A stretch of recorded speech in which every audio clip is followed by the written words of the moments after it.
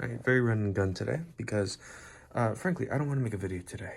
I was looking over or actually, let's start with this. This is Evaporust. This is my first time using it. I've done rust removals before, but I always use vinegar or muriatic acid, never Evaporust. And it's working seemingly really well on some things.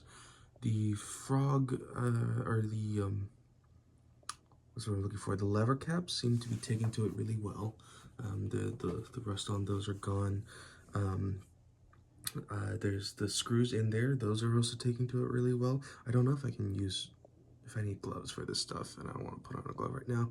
But the, what's what I'm looking for? The chip breaker and the plane irons, they seem to be damn near the same as when I put it in. And it's been like 36 hours since I put these in.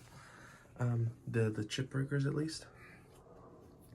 And I don't know if I'm just doing it wrong, if I'm missing a step, or if what's left there isn't rust. That I don't know if, or it just doesn't work on patina. It has to be like rust. I just don't know. As long as it's clean enough, which it probably is, I'm perfectly okay with that. I'll be taking these apart a little bit further.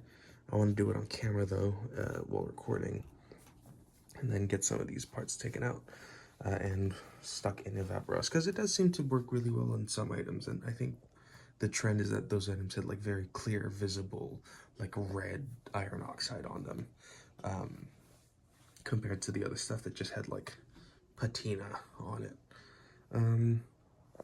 The plane types, which I learned is a thing, I went through them. So this is the small Stanley number 4. It seems to be type 20 because of the blue Japanning. It has plastic handles. Very, very clear flashing. Not flashing, it doesn't go out, but that's where the mold meets. I don't remember what that's called. Which is weird, I guess, or not weird, it's just, yeah, no, it's weird. It's a plastic handle. I don't really like that, but it seems to be just fine. It'll work. It looks like it'll clean up really, really well. There's a little bit of rust here and there, but honestly, it looks like most of that rust is just, not even just surface rust, it's just superficial rust. I think like something else rusted and then landed on top, and that should clean up really, really quickly. Let's look at the others. All right, here are the others. So this is the number 5. It's a little bit, a good bit longer than the number 4, and I like it. It's definitely heavier than this, but I like the way this feels a lot more. The handle has some weird varnish, I think, on it, and this seems to be a type 19, so post-World War II, but a bit of age to it. It looks really, really nice. Again, similar thing of, this one has some proper surface rust, but most of this will clean right out super, super fast. Honestly, degreaser will make the biggest change on this probably. And then this one is based off length. I've measured it out. It's 18 inches long, which a bit of research tells me that's a Stanley number 28. But it doesn't say it anywhere. It does say Bailey up at the front, so I'm assuming it's a real Stanley Bailey, but it just doesn't. This seems to be like real beech wood, just based off feel and smell and touching it and looking at different beech wood. So I don't think this was replaced at all, and it seems to be in really, really good shape.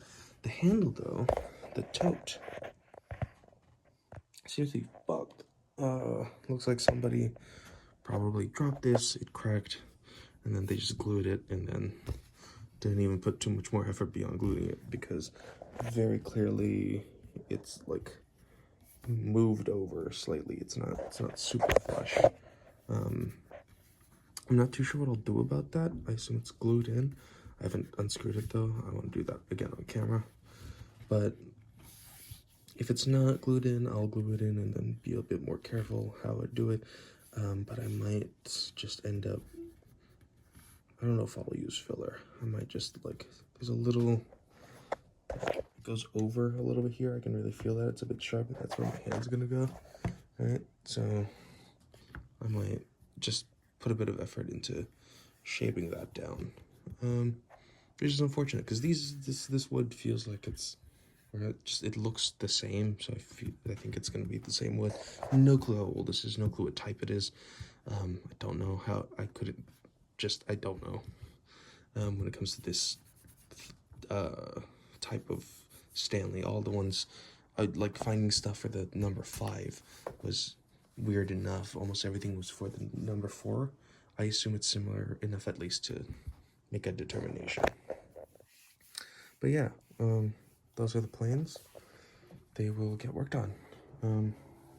Have a good evening.